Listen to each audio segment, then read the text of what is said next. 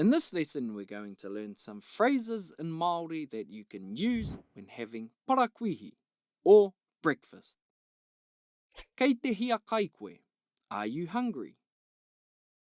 Kei te hiahia koe ki ētahi heki me te tohi. Do you want some eggs on toast?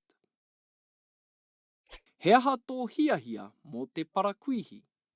What do you want for breakfast? Ho mai te pata. Pass me the butter. Ho atu te tote.